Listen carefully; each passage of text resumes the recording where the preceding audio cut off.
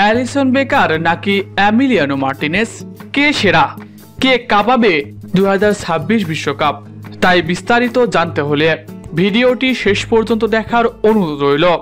আর আপনি যদি আমাদের চ্যানেলে নতুন হয়ে থাকেন তাহলে এক্ষুনি সাবস্ক্রাইব করে রাখুন। আর ইতিমধ্যে সাবস্ক্রাইব করে থাকলে আপনাকে অসংখ্য ধন্যবাদ। ব্রাজিল ও আর্জেন্টাইন ভক্তদের মধ্যে প্রতিনিয়ত বাকবিতর্ক লেগেই থাকে, কে সেরা, আর্জেন্টিনা নাকি ব্রাজিল? তবে 2022 কাতার বিশ্বকাপের সময় থেকে নতুন আলোচনা, কোন গোলকিপার সেরা, এমিলিয়ানো মার্টিনেজ নাকি অ্যালিসন বেকার? তাই এই দুইজনের পরিসংখ্যান আপনাদের মাঝে তুলে ধরার চেষ্টা করব।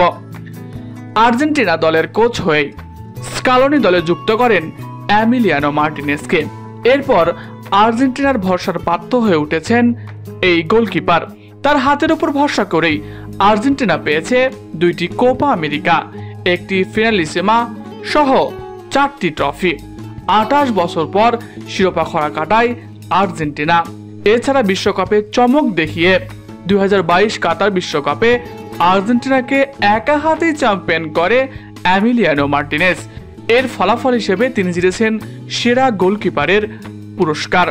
মূলত এমিলিয়ানো মার্টিনেজকে স্পেশালিস্ট গোলকিপারের ভূমিকা দেওয়া হয়েছে, যিনি পেনাল্টি সেভ দেওয়ার রয়েছে দারুণ অভিজ্ঞতা। বিশ্বকাপের মতো বড় মঞ্চে তিনি টানা 2 ম্যাচে পেনাল্টি সেভ করে একা হাতেই বিশ্বকাপের ফাইনালে নিয়ে যান আর্জেন্টিনা। এমনকি ফাইনালেও তো তিনি একাই জেতালেন আর্জেন্টিনাকে।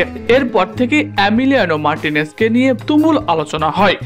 আর্জেন্টাইন ভক্তরাও তো তাকে আর্জেন্টিনার বাজ পাখি নামে পরিচিত করেছেন। এছাড়া নিজ ক্লাব অ্যাস্টন ভিলার হয়েও দারুণ পারফর্ম করে দলকে চ্যাম্পিয়ন্স লিগের বড় মঞ্চে নিয়ে যান।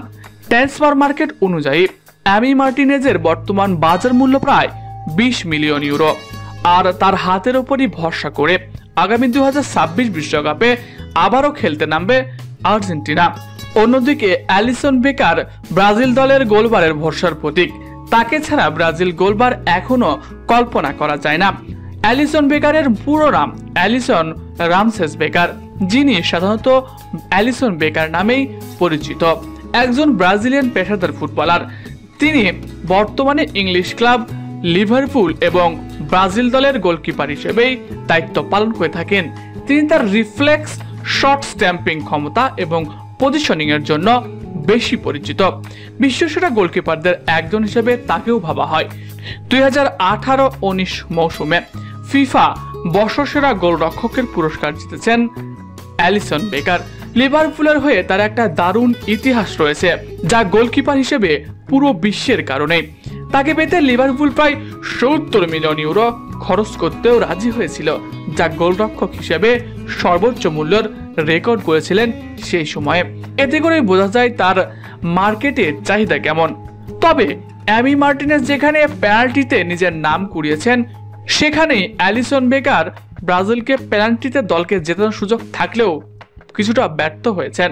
বিশ্বকাপ ও কোপা আমেরিকায় ব্রাজিল দল পেনাল্টিতে হারার পর থেকে অ্যালিসনকে নিয়ে প্রশ্ন তুলছে, তাহলে কি ব্রাজিল দলের নতুন গোলকিপার দরকার? তবে আপনাদের জানিয়ে রাখি, শেষ বয়সে এসেও পেনাল্টিতে নিজেকে দক্ষ করে তুলতে আলাদা প্রশিক্ষণ গ্রহণ করছে এই অ্যালিসন বেকার। এছাড়া মাঠের খেলায় অদম্য প্রাচীর হয়ে দাঁড়িয়ে যান তিনি। আসন্ন 2026 বিশ্বকাপে তার কাঁধেই আবারও গোলবার সামলানোর দায়িত্ব থাকবে ব্রাজিল দলে। তবে Brazil coach Ancelotti penalty specialist হিসেবে দলের নতুন একজন গোলকিপারকে কিন্তু ইতিমধ্যে যুক্ত করেছেন। আগামী 2026 বিশ্বকাপেও সেই গোলকিপারকে দলের সঙ্গে রাখবেন বলে জানা যাচ্ছে। ইতিমধ্যে আপনারা অনেকেই জানেন, তিনি হলেন হুগো সুজো। প্রিয় দর্শক, আপনারা কি মনে করেন, এমিলিয়ানো মার্টিনেজ নাকি অ্যালিসন বেকার, কে বর্তমান সময়ের সেরা গোলকিপার? কমেন্ট বক্সে আপনি আপনার মন্তব্য জানাতে পারেন।